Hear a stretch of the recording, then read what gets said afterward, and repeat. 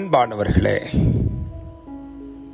பரிசுத்த வேதாகமத்திலே நீதிமொழிகளின் புத்தகம் 4ஆம் அதிகாரம் 10ஆம் வசனத்தை வாசிக்கும் பொழுது, என் மகனே கேள், என் வார்த்தைகளை ஏற்றுக்கொள், அப்பொழுது உன் ஆயுசின் வருஷங்கள் அதிகமாகும் என்று எழுதப்பட்டிருக்கிறது. Hear, O my son, and receive my sayings, and the years of thy life shall be many.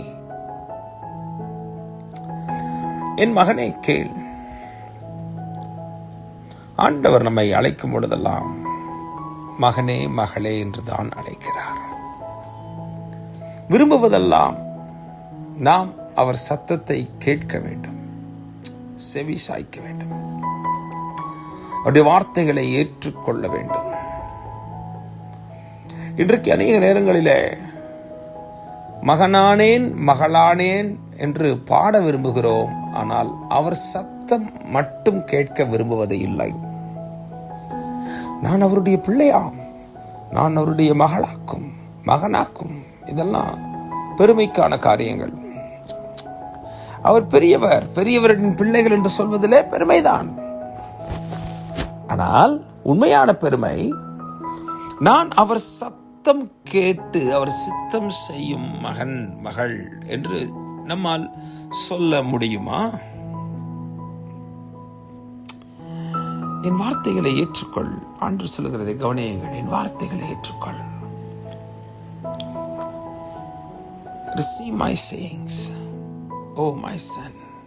Hear. கேள். என் மகனே கேள். என்ன நடக்கும்? இதை செய்யும் பொழுது அப்பொழுது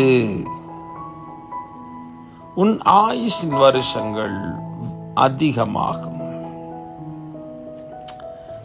ஆயுசின் வருஷங்கள் ஆண்டவர் அதிகமாக்குகிறார், விருத்தி அடைய செய்கிறார். ஆயுசு விருத்தி, கட்டி.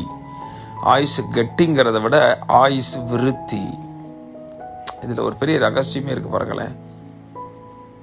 100 வருஷம் வாழலான்னு கடவுள் நம்ம மேல திட்டம் வச்சிருக்கிறாருன்னா கூட போடுறாரு, இன்னும் ஒரு 20 வருஷம் எக்ஸ்ட்ரா வாழும் மகனே மகளே.